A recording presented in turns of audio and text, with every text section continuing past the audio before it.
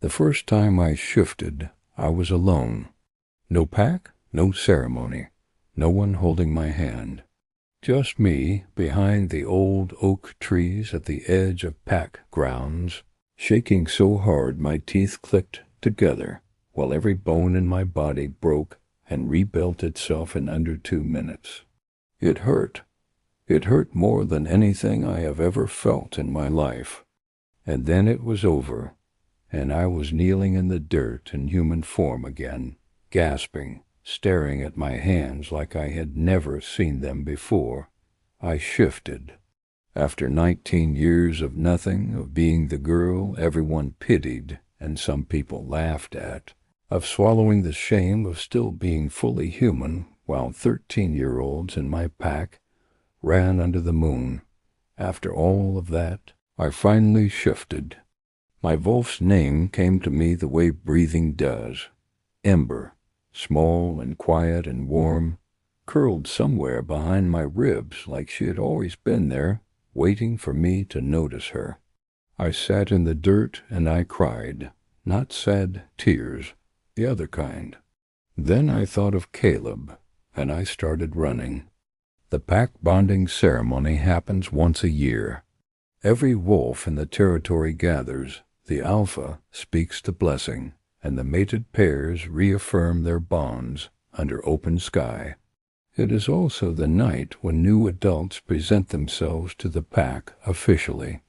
I was supposed to present myself 2 years ago. I had been waiting to shift first. I was still waiting. Until tonight. I ran toward the lights with my feet bare and my heart so full it felt dangerous. Twigs snapped under my feet. Music drifted through the trees. I could hear voices, laughter. The low ceremonial drum that meant the blessing had already started. Caleb. I just needed to find Caleb. He had made me a promise 3 months ago, sitting on the roof of my Aunt Mara's house, with our shoulders touching and a sky full of stars above us. I had finally told him the truth, that I was terrified I would never shift, that I was terrified of being left behind, and that I was terrified of being alone in a world built for wolves when I couldn't even become one. He had looked at me with those warm brown eyes and said, "Lena, I don't care if you never shift. I told you I'd choose you, and I meant it. You're it for me. You always have been." I had believed him completely. I still believed him as I pushed through the edge of the crowd, breathless, searching faces in the firelight. The crowd was thick. I worked my way through elbows and shoulders, standing on my toes, scanning the ceremony circle at the center where the alpha stood, with his arms raised. Mated pairs stood together on the left, unmated wolves on the right, and there, near the front of the unmated group, I spotted the back of Caleb's head, his dark hair, his broad shoulders, and the gray shirt I had seen him put on this morning. Relief hit me so hard I almost laughed. I started toward him.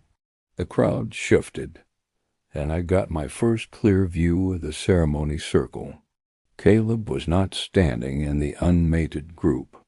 He was standing in the center, in the mated circle, and there was a girl beside him, tall, beautiful, with dark eyes and perfect posture, and her fingers laced through his like they had been doing it for years. I stopped walking.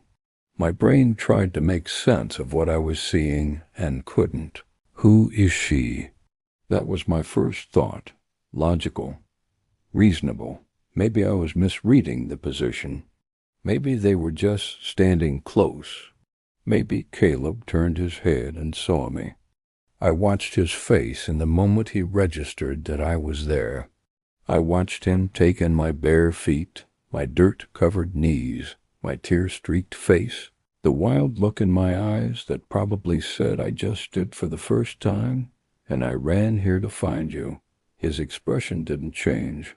Not surprise, not guilt, not even discomfort. He looked at me the way you look at someone you used to know. The girl beside him followed his gaze and found me in the crowd. She looked me up and down in under 2 seconds, barefoot, disheveled, shaking, and then she smiled, small and satisfied and deliberate. My wolf stirred inside me for the first time in my waking body. Ember pressed against my ribs and made a sound that wasn't quite a growl, more like a warning. "Don't," I told her. "Not here." The alpha finished his blessing and stepped back. Caleb stepped forward into the speaking position, the spot where wolves stand when they are making a formal declaration. My heart cracked straight down the middle.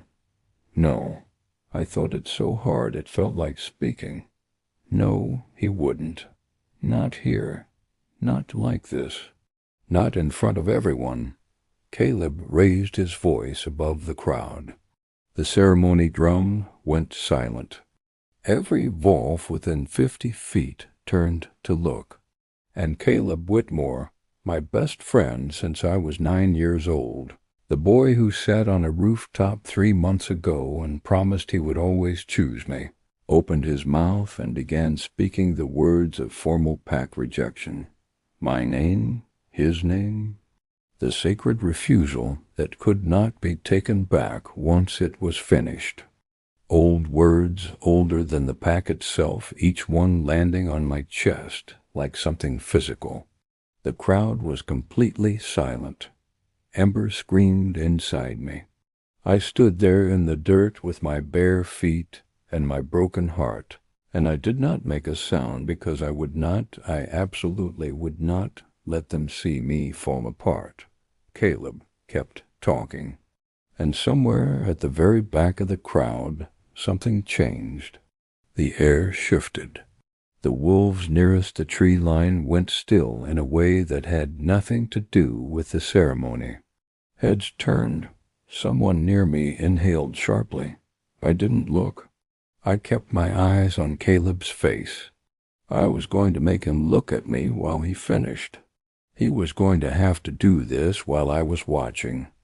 But the change in the crowd kept spreading, rippling inward like something was moving through it, and the wolves around me were stepping aside without meaning to, and Caleb's voice faltered for just 1/2 second, and then a hand closed gently around my shoulder from behind.